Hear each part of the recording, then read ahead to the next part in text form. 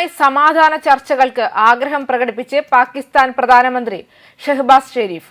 Operation സിന്ധൂറിന്റെ ഭാഗമായി പാകിസ്ഥാന് കനത്ത നാശനഷ്ടങ്ങൾ വരുത്തിവെച്ച ഇന്ത്യ കർശന നയതന്ത്ര നടപടികൾ ഏർപ്പെടുത്തിയതിന് ആഴ്ചകൾക്ക് ശേഷം കാശ്മീർ, ജലം, വ്യാപാരം എന്നിവയുൾപ്പെടെയുള്ള ദീർഘകാലമായി നിലനിൽക്കുന്ന എല്ലാ പ്രശ്നങ്ങളും പരിഹരിക്കുന്നതിന് ഇന്ത്യയുമായി സംസാരിക്കാൻ തയ്യാറാണെന്ന ആഗ്രഹത്തിനാണ് ഇപ്പോൾ ഷഹബാസ് ഷെരീഫ് സന്നദ്ധത പ്രകടിപ്പിച്ചിരിക്കുന്നത്. സമാധാനത്തിനായി ഇന്ത്യയുമായി സംസാരിക്കാൻ തയ്യാറാണെന്ന് ഇറാൻ പ്രസിഡന്റുമായി സംയുക്ത സമ്മേളനത്തിലാണ് ഷെരീഫ് വ്യക്തമാക്കിയത്. നമ്മുടെ അയൽക്കാരനുമായി ജലപ്രശ്നങ്ങളിൽ സമാധാനത്തിനായി സംസാരിക്കാൻ ഞങ്ങൾ തയ്യാറാണ്.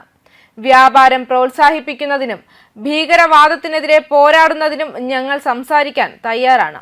ഞങ്ങൾക്ക് സമാധാനം വേണം.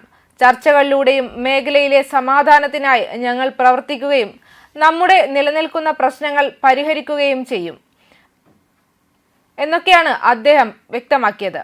പക്ഷേ അവർ എന്റെ സമാധാന വാഗ്ദാനം സ്വീകരിച്ചാൽ ഞങ്ങൾ സമാധാനം ആഗ്രഹിക്കുന്നുവെന്ന് കാണിക്കും, ഗൗരവത്തോടെയും ആത്മാർത്ഥമായുമെന്നും പാകിസ്ഥാൻ പ്രധാനമന്ത്രി വ്യക്തമാക്കുന്നത് ഇങ്ങനെയാണ്. തുർക്കിയിലെ സന്ദർശനത്തിന് ശേഷം തിങ്കളാഴ്ചയാണ് ഷെരീഫ് ഇറാനിൽ എത്തിയത്. ഇറാന് ശേഷം അദ്ദേഹം തജിക്കിസ്ഥാനും അസർബൈജാനും സന്ദർശിക്കും. മെയ് 7-നും മെയ് 10-നും ഇടയിൽ ഇന്ത്യയും പാകിസ്ഥാനും തമ്മിൽ രൂക്ഷമായ സൈനിക സന്ദർശനം ഉണ്ടായതിനു ശേഷമാണ് അദ്ദേഹത്തിന്റെ ഈ രാജ്യങ്ങളിലേക്കുള്ള സന്ദർശനം. ഭീകര ക്യാമ്പുകൾക്കെതിരെ ഇന്ത്യൻ സൈന്യം നടത്തിയ ഓപ്പറേഷൻ സിന്ധൂർ എന്ന ഇന്ത്യയുടെ കൃത്യതയുള്ള ആക്രമണത്തെ തുടർന്ന് ദിവസങ്ങൾക്ക് ശേഷമാണ് അദ്ദേഹം ഈ രാജ്യങ്ങളിലേക്ക് സന്ദർശനം നടത്തിയത്. പഹൽഗാം ഭീകരാക്രമണത്തിന് പ്രതികാരം ചെയ്യാനാണ് ഇന്ത്യ ഓപ്പറേഷൻ സിന്ധൂർ ആരംഭിച്ചത്. ഏപ്രിൽ 22-ന് ജമ്മു കാശ്മീരിലെ പഹൽഗാമിൽ നടന്ന ഭീകരാക്രമണത്തിൽ 26 നിരപരാധികളായ സാധാരണക്കാർ കൊല്ലപ്പെട്ടതിന് പ്രതികാരമായി സിന്ധു നദീജല കരാർ നിർത്തിവെച്ചു.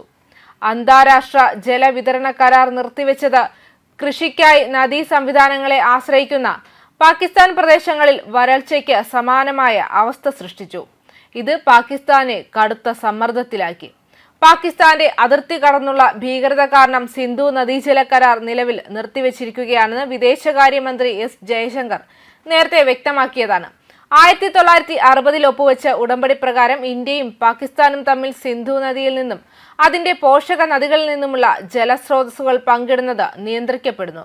ഭീകരാക്രമണത്തിന് മറുപടിയായി പാകിസ്ഥാനിൽ നിന്നും ഉത്ഭവിക്കുന്നതോ കയറ്റുമതി ചെയ്യുന്നതോ ആയ എല്ലാ വസ്തുക്കളുടെയും നേരിട്ടുള്ള അല്ലെങ്കിൽ പരോക്ഷ ഇറക്കുമതിക്കും ഗതാഗതത്തിനും ഇന്ത്യ ഉടനടി നിരോധം ഏർപ്പെടുത്തി.